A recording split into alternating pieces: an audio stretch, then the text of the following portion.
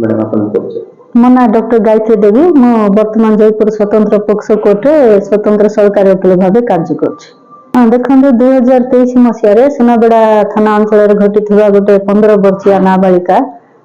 नाबालिका निजर साबत मामू द्वारा यौन उत्पीड़न होता मामलार विचार करी आमर आज मानव स्वतंत्र पोक्सो कोर्ट जयपुर दोषी जे कि नाबालिका मामू से आम ना को डिस्क्लोज करूनु जेहेतु विक्टिम आइडेंटिटी को आमको प्रोटेक्ट करने पड़ो। तो ताको 12 जन साक्षी साक्ष्य प्रमाण और 18टा दस्तावेज को भित्ति कर पोक्सो आईन 6 वर्ष सश्रम कारादंड सहित 20,000 टंका जरिमाना दंडित कर जरिमाना टंका अनादाय हम तो दोषी को 6 मास अधिक सश्रम कारादंड भोगा पड़ो बोली राय दर्शे मानव अदालत। आ पीड़िता नाबालिका को सरकार तरफ जिला आईन सेवा प्राधिकरण को 5 लाख टंका अनुकंपा राशि देवाई निर्देश देते। आदि 20 लाख टंका भी जदि रिकवरी हम तो से टंका पीड़िता को देवाई निर्देश देते अदालत। ए घटनाटा होकर नाबालिका निजर मार मृत्यु पर साबत मामू जे कि सुनाबेड़ा थाना अंचल रोते तो पाठ पढ़ापी घर रोते तो 29/1/2023 मसीहा दिन माई घर नथिबा समय मामू सु पीवा डाकी जे मना करथिला पीड़िता तो ताकू तंटी चिपी थिला तो भय नाबालिका पड़ोशी घर पड़े से नाबालिका से पड़ोशी को गत 1 वर्ष धरी यौन उत्पीड़न कर तो घटना विषय जानला पर गाँ लोक सब सुनाबेड़ा थाना को जनईले पीड़ितार बापा को एफआईआर देवाई कहला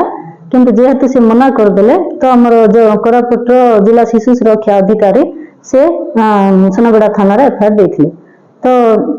जो एसआई अच्छा आरआईओ श्री संजीव कुमार बेहरा मोकदमार तदंत करके दोषी विरुद्ध चार्जसीट दाखल करथिले। देखंतु निजर शिशु मान को सुरक्षा देवार प्रथम दायित्व है निजर पेरेंट्स आ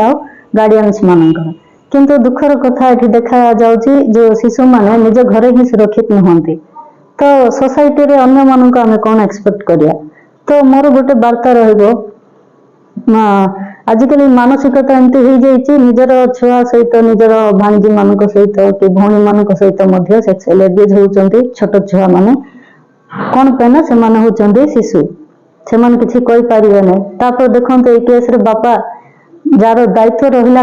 एफआईआर देवाटा से मना कर देले कौन पे से निजर साबत छला। तो मोर गोटे ही मेसेज रहिबो हमर शिशु मानक पई आपण मानक जरिया रे कि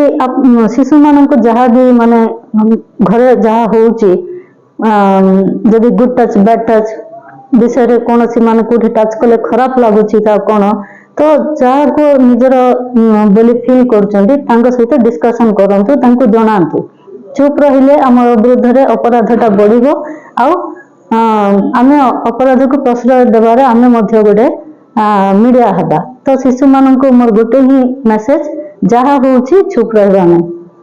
जो काको ना काको जणाइबा एइदर पेरेंट्स को किंबा टीचर मान को किंबा सांग मान को जाको भी हमें ठीक फील करछु तांको जणाइबा चुप रहबा नाही। तो एई केस रे कोन होइची झियोटा किछि कहि नै वर्ष हेलानी से एब्यूज होउथिला माने सेल्ड होउथिला किंतु जेहेतु जन को घर को जाई कि कहिला गाँ लोकन को द्वारा जना पड़ला घटना रे जदि से कोई न थांता एई घटना मध्य बाहर का आसी न थांता। तो आमर भी दायित्व रहुची एज ए सिटीजन्स आमे माने मध्य कोनोसी घटना विषय जदि जानिबा आमे माने मध्य एफआईआर दबा पोक्सो केस रे कांकि शिशु मान को सुरक्षा होची आमर मिलित दायित्व।